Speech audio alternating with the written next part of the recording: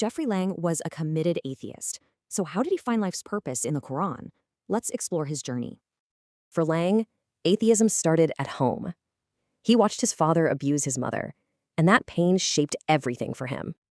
And it all boiled down to this one question. He prayed for the violence to stop, but the silence just confirmed his disbelief. To him, the world was just random, chaotic violence. There was no divine plan, just pure chance. Fast forward to age 28. A friend gives him a Qur'an. One night, looking for something to read, he opens it. He gets to the story of Adam, and it just seems wrong. He's thinking, whoever wrote this really messed up the story. But then, this one verse hits him. We weren't being punished on earth. We were being appointed. And check this out. The angels ask Lang's own question. Why create a creature that's just going to cause chaos?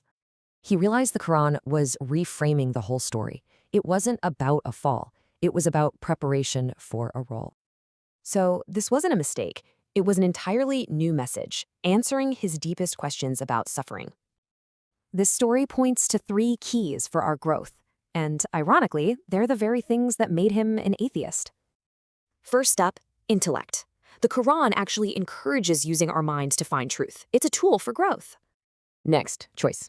See, we're not robots. The Quran says no compulsion. This journey has to be our own. And then there's suffering. The Quran says you will be tested. It's not a bug in the system. It's a feature. Okay, so intellect, choice, and suffering. But for what? What's the end goal of all this struggle?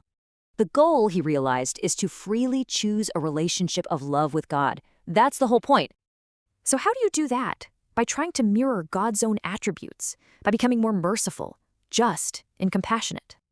It's like the more mercy you show others, the more you can actually experience and receive God's infinite mercy. But that still leaves the big question. Why all the pain? Why not just program us to be good? Well, this was the final piece.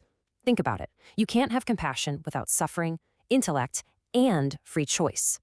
Virtues like love and truth are meaningless unless we freely choose them. They have to be earned through real struggle. The Quran even calls a successful life an uphill climb. It's supposed to be hard. That's how we grow.